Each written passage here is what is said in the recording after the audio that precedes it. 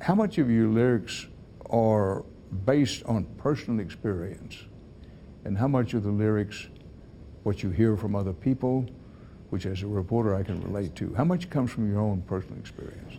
I always break it down like, it's a third of what I've been through, a third of what I've seen, and a third of what I heard about. And I feel like, doing music and being a rapper and being able to be a voice, that I should not only talk about what I'm going through, but I should look and observe and be able to let the world know what a lot of our people are going through. And, I think that's my job in a way. I want to give you a question based on that. Do the lyrics of your music reflect you? We talked about experiences. They reflect you, or is it sort of a character you've taken on? Well, I think it's a little of both, to be honest. I think, when you're doing entertainment, you want to do things that can move and motivate people. You tell a good story and you can change people's mind, attitude, spirit. Right. So, to me, it's all about taking those real life human experiences that might not just be mine, but the people I know and encounter, and be able to put that into a musical form that can move that person or other person. We all have our human experiences, and it's all about sharing them and figuring out how to get along with each other. That's really what it's all about. I've got you, I think. But for example, when you're saying those things about the police, yes, did that come from somewhere within you, or were you saying, listen, people, I'm asking you to listen up because this is what's going on in the neighborhood? It's both. Once again, it is from me in my heart, but it's also not only my story. If you talk to guys from these neighborhoods, they all have a story to tell about some kind of abuse or brutality when it comes to the police. So it is a cry saying, hey, this is what's happening. Ice Cube's 1988 song about police brutality, depicted here in the movie Straight Outta Compton, was so controversial that the FBI sent a letter to Priority Records claiming it encouraged violence. But NWA continued to play their music anyway, bringing attention to a subject that became national news with the Rodney King beating and the LA riots that soon followed. Before that song came out, the police really could do no wrong, say no wrong. They pointed you out in court, you're guilty. That song comes out, then you see the Rodney King incident.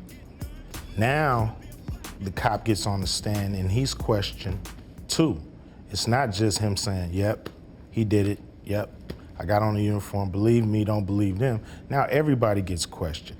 Everybody's decision-making and character and all that is brought up, and even the officers. So I think, we've done a lot to try to even the playing field, especially when it comes to bringing cops up on charges and going to court and trying to get some of this excessive force eradicated. So it's my personal experience, but it's a cry from the neighborhood too to, let's make some changes. And it might not be the politically correct way, but the politically correct way don't always get things done.